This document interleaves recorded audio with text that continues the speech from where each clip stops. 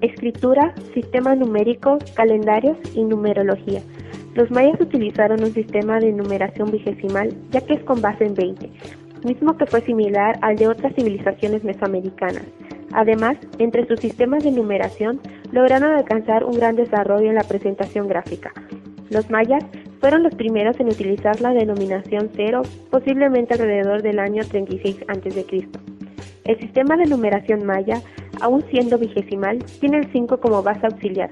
La unidad se representa por un punto, 2, 3 y 4, y sirven para representar el número 2, 3 y 4. El 5 se representa mediante una raya horizontal a la que se añaden los puntos necesarios para representar el 6, 7, 8 y 9. Para el 10 se usan dos rayas y de la misma forma se continúa hasta el 19, que es el máximo valor que se puede representar en cada nivel del sistema vigesimal.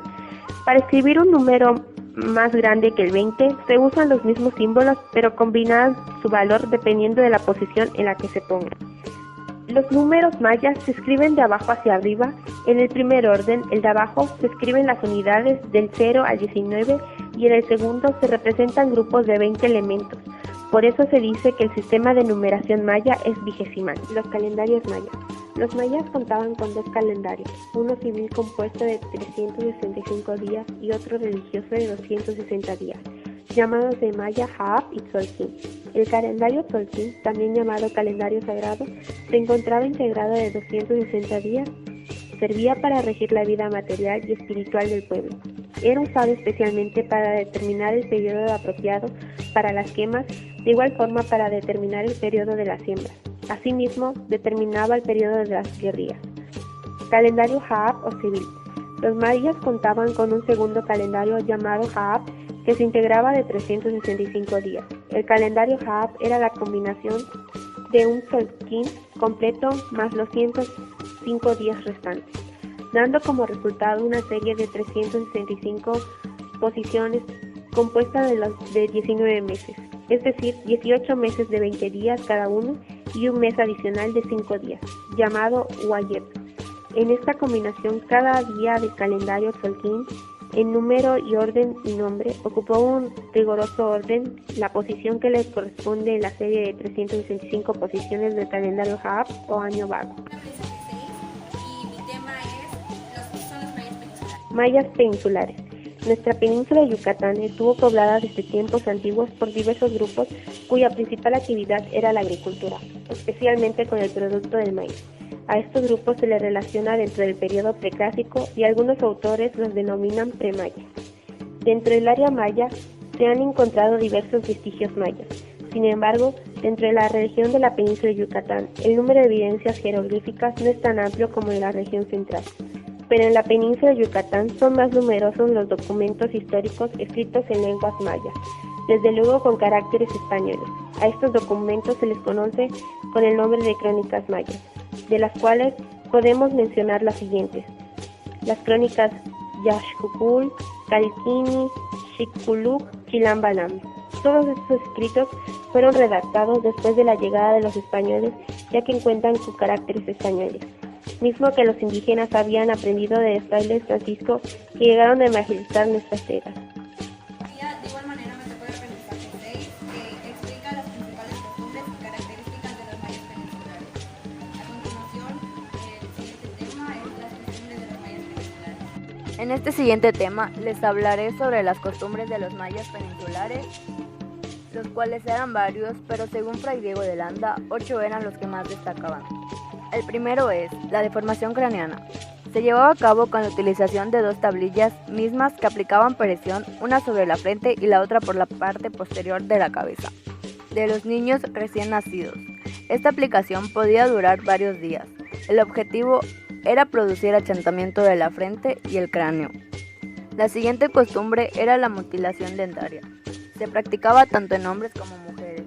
Se buscaba en ambos casos decorar la dentadura con incrustaciones de pequeños discos de jade o de obsidiana. La tercera era la perforación de las orejas. Esta técnica la practicaban frecuentemente los guerreros, quienes además de la oreja se agujereaban el labio inferior y la ternilla de la nariz con la finalidad de usar arete y narigueras. La cuarta costumbre era el estrabismo. Esta técnica se utilizaba con la finalidad de producir visquera. Las encargadas de llevar a cabo esta técnica eran las madres, quienes colgaban en el cabello de sus hijos pequeñas bolas u objetos de resina, con la intención de que quedara en la parte frontal exactamente entre los ojos. Lógicamente, estos objetos llamaban la atención de los niños, obligándolos a torcer los ojos para que al final produjera dicha visquera. La quinta costumbre era la perforación de la nariz, técnica que consistía en agujerearse las ternillas de las narices con la finalidad de ponerse en el agujero una piedra de ámbar, misma que tenían por lujo. La sexta costumbre era la forma de usar el cabello. En los hombres mayas se acostumbraba a recortar o a quemar el cabello en la parte de la coronilla, dejando sobre la frente una especie de fleco. El resto del cabello por lo regular se usaba largo y suelto. Buscaban dejarlo caer sobre su espalda. Algunos usaban trenzas, mismas que usaban alrededor de la cabeza, dejando la extremidad colgante en forma de coletilla. La siguiente costumbre eran los adornos. Eran usados especialmente por las clases superiores. Utilizaban collares, brazaletes, narigueras, argollas, rodilleras, orejeras, entre otros objetos. Para la clase inferior, solamente podían usar anillos simples, así como aretes de madera, hueso o materiales de poco valor. La última costumbre fue la pintura y tatuaje. La pintura era practicada por los hombres y las mujeres pintándose la espalda, los brazos, los pechos. En los hombres la pintura era primordial por motivos religiosos, así como para los guerreros. La pintura que era normalmente utilizada por los adultos era generalmente una mezcla que hacían con tierra roja y resina, y los jóvenes normalmente utilizaban pintura de color negro. A continuación, el siguiente tema son las ciudades mayas. En este último tema mencionaré las ciudades mayas y les hablaré sobre ellas. Una de las primeras ciudades fue la de los Itzáes, Chichén Itzá. Los Itzáes fueron los mayas fundadores de la ciudad de Chichén Itzá. Se sabe que en lenguaje maya, Itzá significa brujo del agua. Este significado se le atribuye por el culto al agua que existía en esa emblemática ciudad. Los Itzáes vivieron en Chichén Itzá desde el año 525 después de Cristo hasta el 692 después de Cristo. Después, por diversas razones políticas, económicas y culturales, tuvieron un largo peregrinaje por toda la península de Yucatán, comenzando por Pole, Xcaret, y una de sus últimas emigraciones fue cuando vivieron en Tayasal y en 1697 fueron sometidos por los conquistadores españoles con Martín de Urzúa al mando. La segunda ciudad fue la de los Xiúes Uxmal. El grupo de Xiúes, también llamado Tutul Xiúes, fue uno de los 3 grupos más importantes que componían la Liga o Confederación de Mayapán. Constituyeron el último cacicazgo en llegar a la península. Su nombre significa los que rebosan virtud. Sus territorios más importantes se representaron en las ciudades de Uxmal, Mayapán y Maní, siendo Uxmal la capital donde se establecieron. La tercera fue la de los Cocomes, Mayapán. Fueron un pueblo maya conocido como los del linaje de la paloma, Lorcas.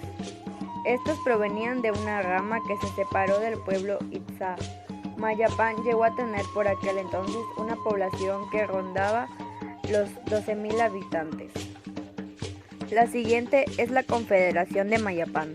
Mayapán fue fundada por Kukulcán, bautizándola de esta manera para darle significado de pendón maya o la bandera maya.